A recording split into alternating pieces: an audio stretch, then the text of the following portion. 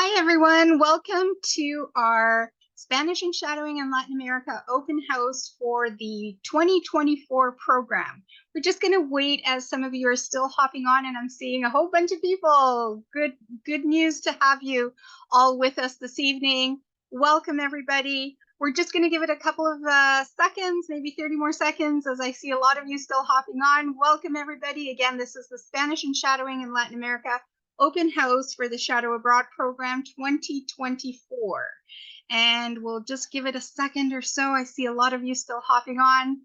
Let me just see if I can control this here. Welcome everybody that's just hopping in again. The Spanish and Shadowing in Latin America open house is here for you today. We're going to start in just a few seconds. And I want to start, first of all, by letting you see our team that you can see online as well as on my slide here. We have Carolina from Student Services. Buenas noches, Carolina. Hola. We also have Cassandra, our Senior Advisor online. Hola, Cassandra. And we have Felipe, our Academic Advisor as well online. Buenas noches, Felipe. Hola, ¿cómo estás?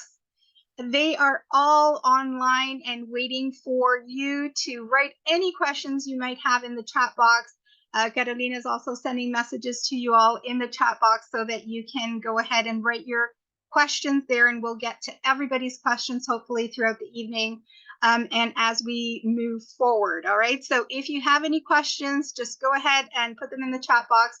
Our staff is there waiting to answer them for you, and we'll also answer them live as well. I'll pause for a second and see how many we can answer. I don't want to take too much of your time up.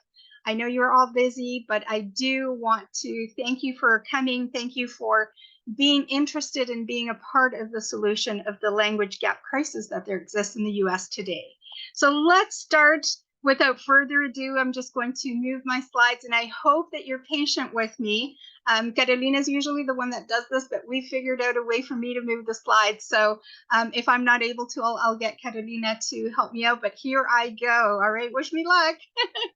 Okay, everybody. So I think I've already messed it up a little bit. If Carolina can help me a little. I think I went all the way forward. There we go. Thank you, Gato. All right, and there's our first slide. I think that I'm going to be asking for Gato's help quite a bit this evening, so bear with me. But I wanted to, again, thank you all and all of you that have just hopped on to the 2024 program. The information session that we have today will give you a lot of insight about what you should expect, what our program is about. Making sure that you're a good fit for this program is really important as well. So pay attention to who we're looking for and what we have to offer, just to make sure that we are in line with what you are looking for as well. The Shadow Abroad Foundation has been around for over 20 years. And our first program was in 2002, I was going to say 2002. And since then, we've seen over 900 students through the program. We're really, really excited about that number because we know a lot of them will be students who are today professionals, who are doctors today, and who might just be the people that are going to assist some of our family and friends in the United States that are experiencing that language gap, that are having trouble communicating with their healthcare professionals. Now, you might not know this, but the US has the second largest Spanish-speaking population in the world. That means that there are more Spanish speakers in the US today than there are in any one country in Latin America. More Spanish speakers in the US than there are in Spain, for example. And that number is just mind-blowing. So it is just a matter of time before you experience your first Spanish-speaking patient, the patient that hasn't been able to connect with a healthcare professional before. And you're becoming fluent in Spanish is going to make a huge change in that person's life. Not only in their lives, but in yours, because we believe that we are here to provide the tools for you to move forward and to become the best healthcare professional that you can be. So I'm just going to try and move the cursor again. Carolina, if you can help me out there with the next slide, that would be really helpful. Thank you so much. I'm trying, but it's not working out. So I'm just going to get Carolina to help. So like I was saying, when a healthcare provider is able to connect with their patient, speak in their language, that patient does not feel like a burden. Okay, that weight is lifted off their shoulders. They feel like a welcome part of the community. And that's what we're trying to do here. Make them feel as a welcome part of the community. Make them understand that you actually care beyond that being a patient could just be a number. They are people. And a lot of the times we forget, or we are so interested in the anatomy and the physiology of it all that we forget that we're working with humans, with people. And at the end of the day, we can't do that because healthcare is about people. And we want to provide that tool for you so that you can make that connection, that bond that is so important for you to create with your patient. I am a medical interpreter myself, so I can speak firsthand about how this works. And I think it's wonderful that we have gadgets out there that help, that we have interpreters. It's a godsend. It really is in many occasions. But there's nothing like creating a bond directly with your health provider, with your doctor, with your nurse, because there is a weight taken off of your shoulders. I think that we are very vulnerable when we're ill. The layman, I'm saying, people that are not in healthcare. We are afraid. We don't know what's going on. We're putting our lives at the end of the day in your hands, in the hands of healthcare providers. And when we can't communicate that fear, that pain, that uncertainty just multiplies in so many ways, because we want to know we're okay. We want to know that we're handing ourselves over to the right person. We want to know that our questions are being answered. And that is difficult to do when there is a third party, or sometimes even that third party is a gadget involved. It's difficult. I'm the daughter of immigrant parents myself, and I went through this. And I know that it's not only uncomfortable, it wasn't only uncomfortable for my parents to have me there many times, but it was a big burden on me as a child to be the interpreter. I was so afraid to make a mistake. I was so afraid that my mistake would hurt my parents. And I don't think that any child should have to go through that. I know my parents didn't do it on purpose. They didn't have much of a choice. So I was the only solution at that point.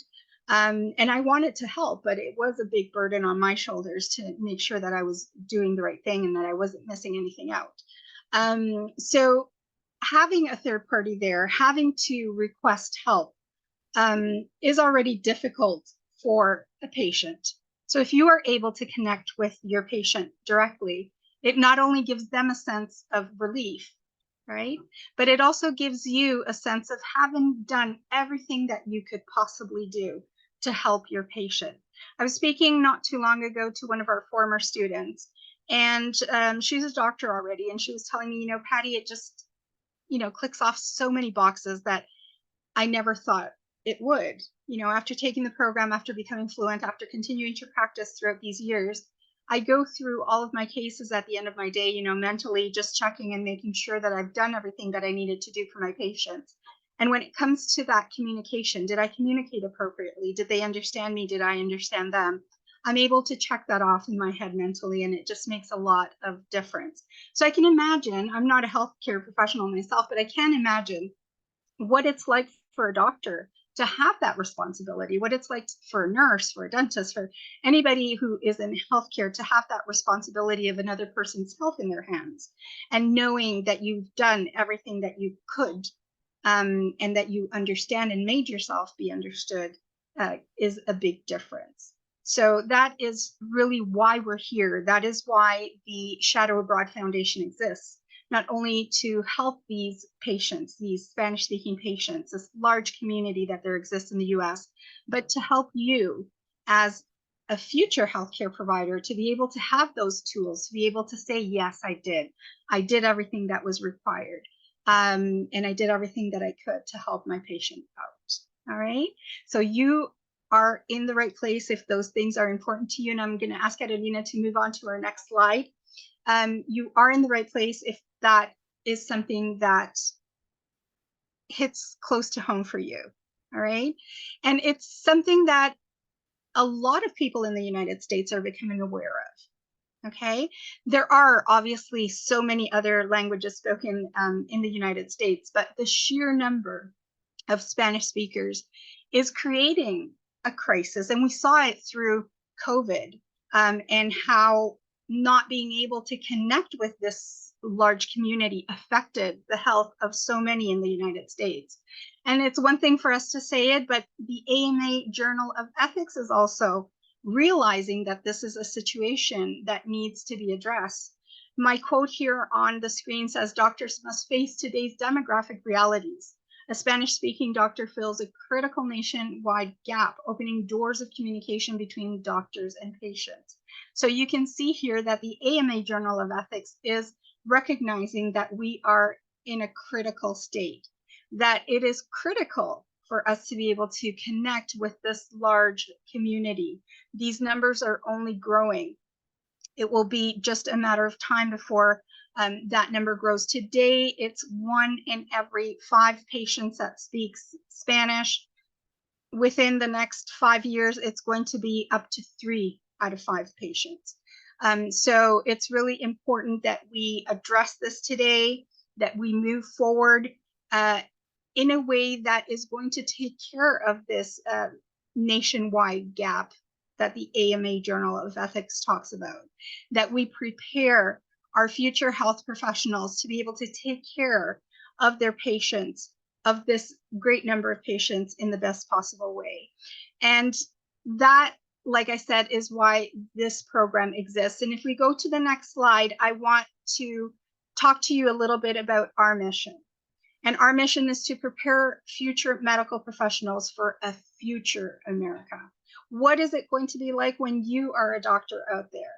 This number that we're talking about is just going to be larger. So if this is making sense to you, if this is something that you are worried about, if this is something that you'd like to address in your professional life, you're definitely in the right place. And I commend you for looking at this program, considering it for your professional, part of your professional leadership skills that you're going to need, and that you are able to recognize that this is a tool that you will definitely need.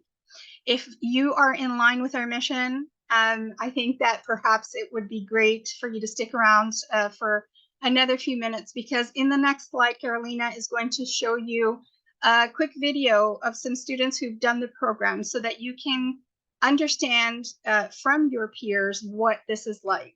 I can tell you a lot about the program, but I think it's always great to hear from people who've done the program, who've actually been here. What was it like for them? So Carolina, if you wouldn't mind just playing that video for me, that would be wonderful. Thank you so much. This program, it was honestly awesome. You know, you get here and you're so nervous. It was my first time out of the country. I had no idea what to expect, what I was going to be doing, anything. I didn't know any Spanish before I came here. But when I got here, like, everyone was so supportive. I learned Spanish, I feel like, very well. You get here and you're in this entirely new place, and you know, it's like you have to learn Spanish, and you do, because you are immersed. I chose this program specifically since it combines medicine and Spanish as well, and I'm currently a pre-med student. So this program was really unique that it offered Spanish classes as well as shadowing opportunities, and what I really took out of it was the shadowing opportunities. The school did a really great job of setting all of us up for great doctors to shadow with and to learn. I love my classes. Classes are awesome, but definitely my favorite part of the program has been actually working and shadowing doctors in the hospitals here. It's awesome experience that you just really can't get in the classroom. Studying Spanish in the classroom is one thing, but actually living it out on the streets and in hospitals with people who, you know, speak it like that's their language, that's a totally different thing. I was one of the students who was chosen to do a few 12-hour shifts in the emergency room. I saw a lot of really cool things and really excited that I got to do that. I also got to see a few surgeries with a gastroenterologist.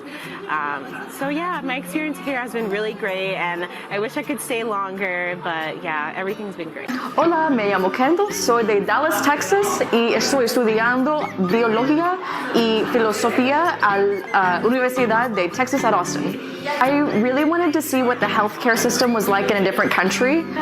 So my first shadowing experience, I just sat down in the clinic and watched the doctor kind of do his thing. I saw a surgery where they removed the entire gallbladder. I saw one, a gastric sleeve surgery. It was really, really cool. And just, it was very awesome to see the dynamic between all the doctors and the patients as well. Like in the clinical setting, it's so different than in the States. My classes at Acela are very small, just a couple of people. We usually talk through a couple different topics using the verbs or the grammar that we're learning that day. We talk about really cool and interesting issues that are happening in the country. The other day we talked about like survival tactics. It's conversations you would have in real life, not just like ordering at a restaurant. Hola, soy Grace, and I'm studying biology and chemistry at the University of Illinois. I love the classes because it forces you to talk all the time, and that's something that I've never had before in the classroom. And the teachers are super good at kind of hearing the things we're struggling with, so they accommodate you during class with things that we're having a lot of trouble with. And yeah, I've just seen my speaking abilities just skyrocket while being here, and yeah, the teachers are phenomenal. I really like shadowing and just comparing kind of different healthcare systems because I've only seen one in my life, so just seeing the relationships with doctors and patients here, I really like how it's closer, and it's something that I definitely want to strive for, like in my own practice or just experiences at home. Super. I think it's great listening to your peers. What was it like for them, and what they've gone through, and just listening to what they have to say with regards to their experience, I think gives you a good window to see how your experience could possibly change things for your future. Being able not only to connect with your patients, but to understand a whole different experience, to be taken outside of your comfort zone is such an important experience to have as well. Carolina, can we go to the next slide, please? Thank you. So let's talk a little bit about the program and what is involved. Like I was saying, it's going to take you out of your comfort zone. One of the things that we see with students all the time is their change, the way they come to the program, and a few weeks later, they're just full of self-confidence. They're excited about going back home and telling the story of their adventures to their families, to their friends, and telling them how they were able to just live this experience. You know, being away from home on vacation is one thing. Living in a different place where things are so different, the food, the flavors, the noises, the people, but having enjoyed and having proved to yourself what you are able to do is just amazing. So not only are you going to become more fluent in Spanish, your language skills are going to improve, but you're also going to understand the people, right? Not just the words, but you'll be culturally empathetic. We believe that culture and language go hand in hand, and you can't really have one without the other. So it's important to understand why people say the things that they do, why they do the things that they do, and how that goes back to where they come from, what their customs are, what they do on a daily basis, what they're used to. Because we can't forget that our little part of the earth isn't all of the earth, isn't all of the people. And it's such a great experience to be able to open our eyes and ears and hearts to all of those differences, all of those cultural differences that make us grow in different ways as well. The courses that you will be taking while you are in Latin America are transcripted. So that's going to help you stay on track for graduation. If you need to advance a little bit, you will be able to get some uh, of that help that you might need, just a little push. You can try to get your transcripts and your credits into your undergrad, but if that doesn't work out for you, a lot of our students also hold their transcripts for grad school, and that's something that you can do as well. The program is short, only a few weeks, so it doesn't mean that you have to take a whole semester off. So you will be able to graduate on time, and it not being something, you know, that you have to set a whole bunch of time aside for. The shadowing that you're going to be doing has an objective of you understanding what you've learned during the day. And I believe one of the students who was giving her testimony also explained to you that it's real life. It's not out of book. It's something that you're going to use the very same day that you learn it. You're going to be able to hear it and use it right away. You will be researching on Latin American healthcare systems and, you know, what are some of the ailments that people have here. And you will also be able to do some volunteer work, which I think is always great because healthcare professionals are very altruistic in nature. And this gives you another opportunity just to give back to the community, to the people that are hosting you, just to say thank you for having me and leave a little footprint behind. You will be traveling with so many other people that will be your future colleagues. So that's a part of it as well. And I think that having this adventure together, being able to say, you know, I'm not doing it all completely by myself. There are others that will be in the same situation is great to know. You, when you enroll in the program, we start our orientation sessions in January, where you will be able to connect with other people that are doing the program. So a lot of students will say, hey, you know, let's bunk together, or where are you flying out of? Let's fly out together. And that gives you a little extra, I suppose, support, if you will, to be able to do that with others. I'm going to ask our advisors to see if anybody has any questions that maybe I can answer as we move forward. I'm going to open the mic up to Felipe. Is there any question that you might want to read for me? Chloe is just sorry. I'm sorry. Chloe's asking, what kind of visa do I need All right, Chloe, great for question. like Yeah, this? See. absolutely. So Chloe, the program is short enough that you don't require any special kind of visa. If you are traveling with a US passport, you will only need a visitor's visa in any of the countries that you enter. So you won't be in any one country for more than 3 weeks. So you are eligible for a visitor's visa. If you are traveling with a passport other than a US passport, then we strongly advise that you visit the local embassy to find out if there are any other requirements for you. But anyone traveling with a US passport, again, you do not need any special visa. Cassandra, do you have a question from anyone out there for me? Hi, Patty. Yes.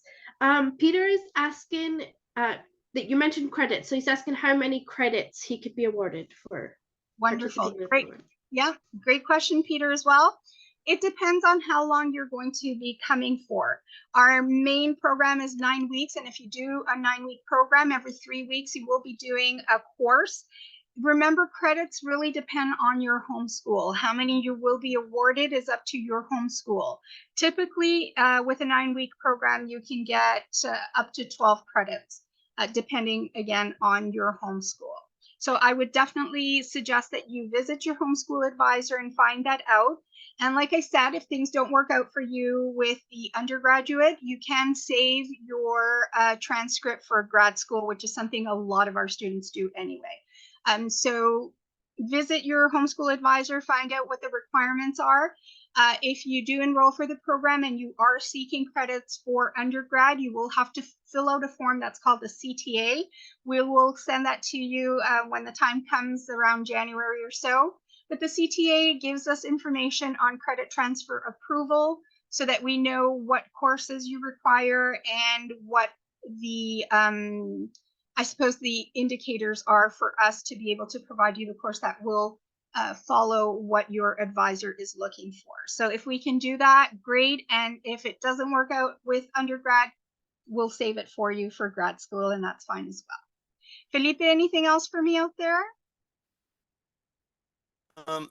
Yeah, we have parents connected today as well. We have Benjamin's parents are asking, are there any safety concerns we should be aware of?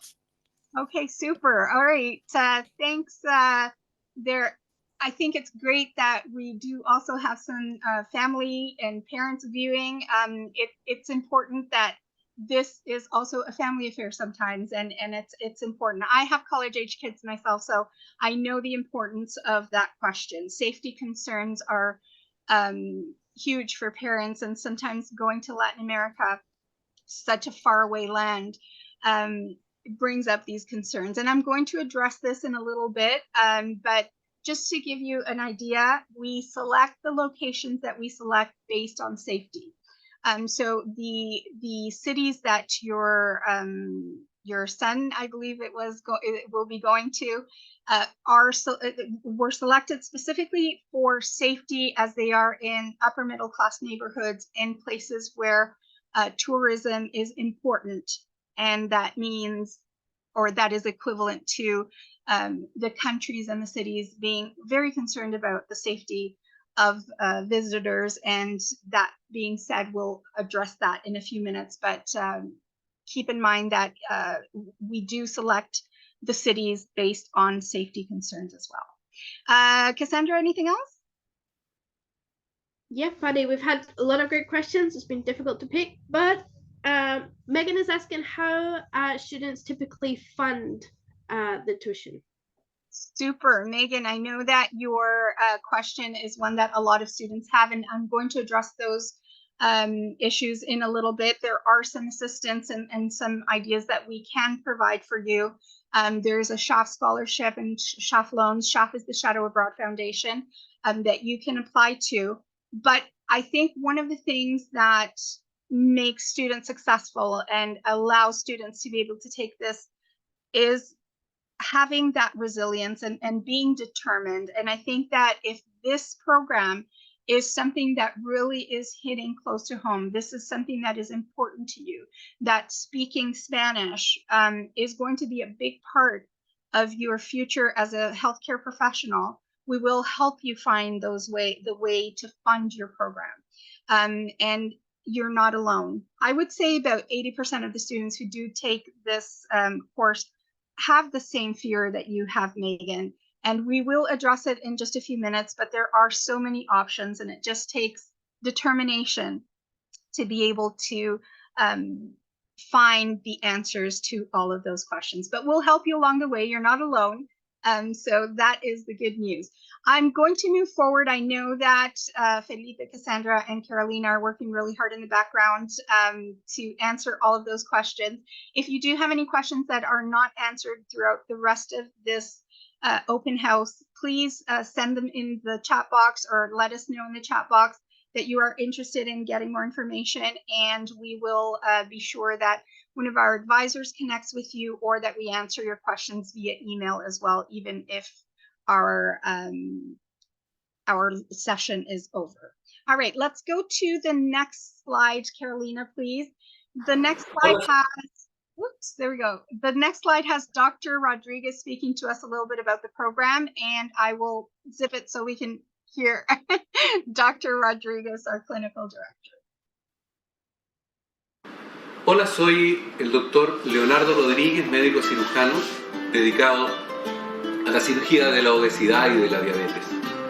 En nuestro centro, en donde un grupo de profesionales manejan a nuestros pacientes, hemos tenido la experiencia hermosa de interactuar con ESELA desde hace varios años. Eso ha significado que nuestros alumnos han tenido la posibilidad de ver a un equipo profesional médico interactuando con un paciente en los distintos ambientes, tanto en la consulta médica como en la sala de operaciones cuando les hacemos una cirugía a los pacientes. Ellos tienen la oportunidad de conocer el lenguaje técnico médico, pero también aquel coloquial, aquel que permite acercar al profesional de la salud a nuestro paciente en forma respetuosa, pero afectuosa siempre. Great. So we heard a little bit from Dr. Rodriguez with regards to what you will be able to see and how the the team of medical professionals is open to receiving all of these students that are truly interested in the culture, truly interested in engaging with their future patients in Spanish. So we had a question from Megan not too long ago about financing, and I said I'd address it, so let's go into that. There are a couple of opportunities directly with the Shadow Abroad Foundation. If we go to the next slide, Carolina, we'll see that we have scholarships as well as loans available. They are partial scholarships and they're limited by state. So if you are interested in applying for one of the scholarships, make sure that you let your advisor know that this is something that you want to do so that they can send you the application form to do that.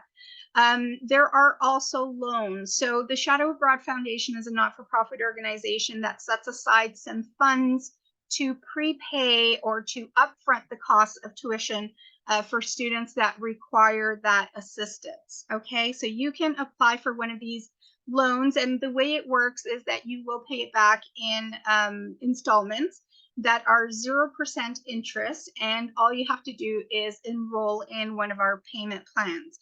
So there is an application for this. Funds are limited.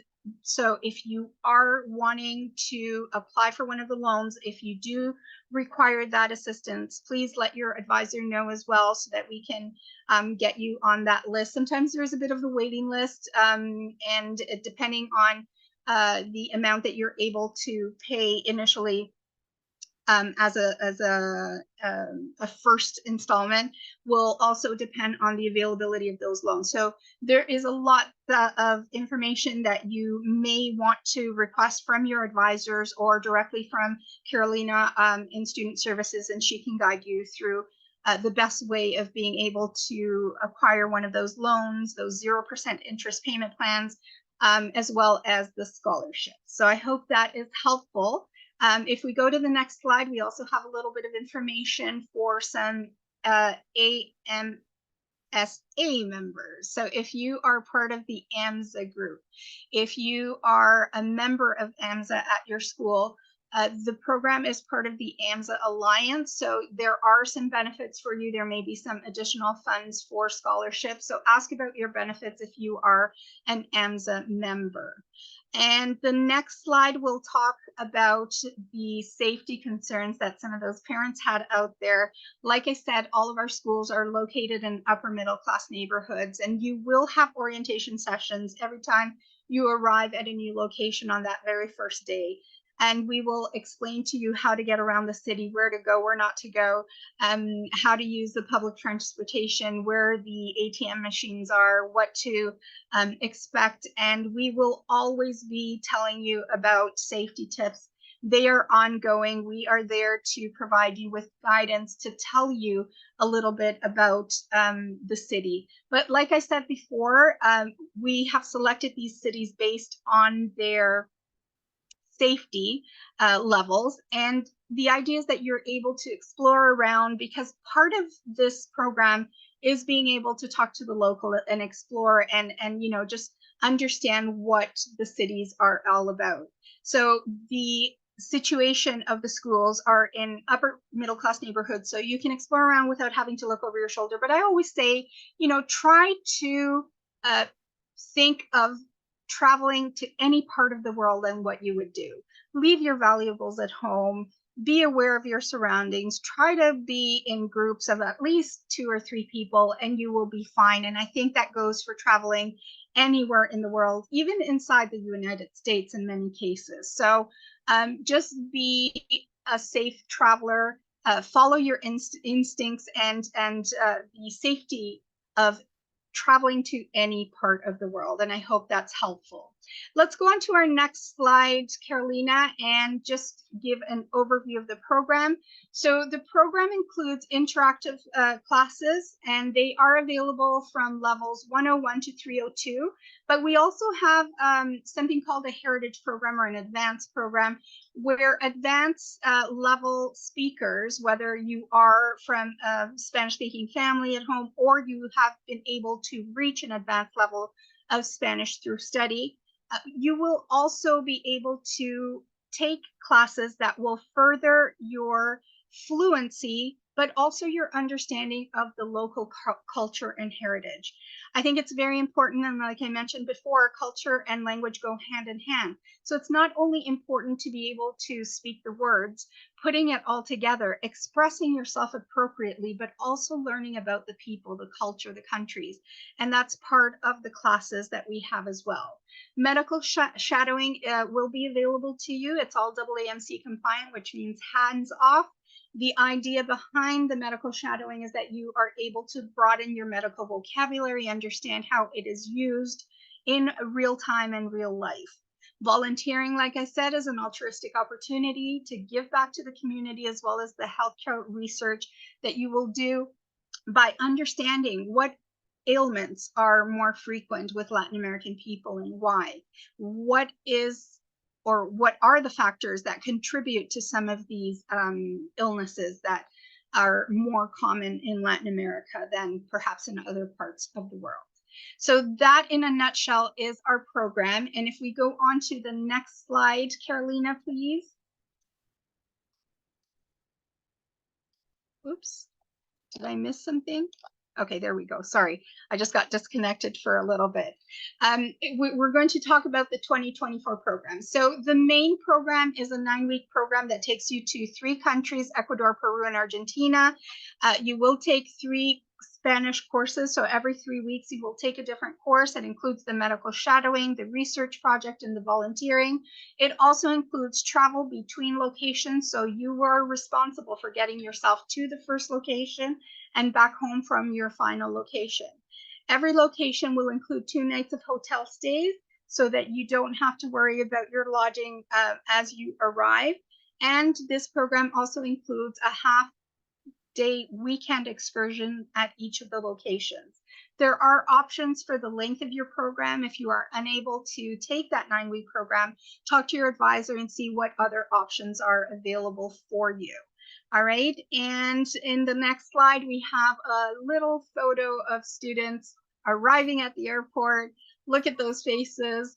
Look at some of these pictures that will describe for you all of the things that you will be doing, many of the things that you will be seeing, many of the places that you will be visiting, and seeing how wonderful it is to make those new friends, to be able to do this with others, with your future colleagues, just makes it so much different. And then we have a quick picture with Carolina in the forefront. We will try to accompany you on some of your visits, and it's just so many different things that you're doing. You are able to explore, you are able to have a little bit of fun as well, but you are also in all of those pictures understanding a little bit more about who these people are. Who is this Spanish-speaking Latino community? Why are they the way they are? What is it about them that makes them so special? And how can I connect to these people on a more personal level? Create that bond that's so important. How can I make sure that they feel welcome? How do I make sure that they feel that I'm taking care of them? You know, maybe telling them a little bit about my adventure and my stories in Latin America will already make them feel a little different. And there's so much to see and do. And every experience that you have, whether it's medical shadowing, whether it's one of these excursions, whether it's, you know, one of these classes, will always, always leave something behind for you. They will always provide you with not only a memory, but something that you can use to become a better professional, to become that hero for so many. Because remember what happened during COVID and how we were not able to connect with so many. You are going to be a part of the solution. So that's wonderful to see. The next slide talks about our dates. And if we can go to that next slide, Carolina, the dates available. And again, these are limited spots. We can only take 25 students per session at maximum. So it is really important that if you are looking into this program and you are interested in 2024, try to apply as soon as possible. The dates go quickly. For summer 1, the start date is May 26th. For summer 2, the start date is June 16. And as I said, we are currently accepting applications for our 2024 session. The next slide has a little hello for you from some of our students that were here recently. And it's just a little message from our former students to you about their experience. And you know, this is something that I thought was cute because they just sent us this message when we said we were having an open house. They said, oh, I'd love to, you know, talk to the students. So here are two of our students, Emily and Joe. If we go on to the next slide, we can play those messages. Participating in the solo program. Hi everyone, my name's Emily. I'm currently down here in the Dominican Republic on a year-long service position where I get to work as a translator for both our student and medical teams that come down here. And just before this, I was with Acela in Chile this past summer, getting to learn new Spanish medical vocabulary and also shadow doctors in the hospitals and just explore and learn more about Chilean culture, which was an incredible experience and not only solidified my Spanish, but also solidified my Spanish medical knowledge, which has helped me act as a translator in our clinic here in the Dominican Republic. But I'm excited for you all to get to go to Chile and meet all the wonderful staff that we have down there and get to work on your Spanish as well. So I wish you all the best of luck. Great. Thanks, Emily. And here's Joe. Participating in the solo program was definitely one of the best decisions I ever made in my life because one, the experience was top notch and honestly cannot be beaten from my 22 years of living.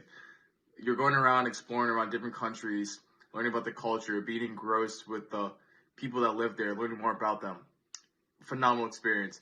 Two, you're learning more about Spanish. Aprendiendo español. Once you take the program, you understand what I said, but again, you're learning Spanish with the incredible staff that's there to help you along the way. Three, you're shadowing doctors. I don't think you can get any better than that in regards to medicine, where you're actually being involved in the surgeries and observing and understanding how the medical system operates over there. Truly a wonderful experience. You also meet probably one of the best people you ever met in your life so far. Like, I've made long time friends there. In regards to like my whole experience, I could say it's a 10 out of 10 experience, and I'll suggest it to anybody. If I were to do it again, I would. Great. Thanks to Emily and thanks to Joe, but thanks to everybody here watching this today.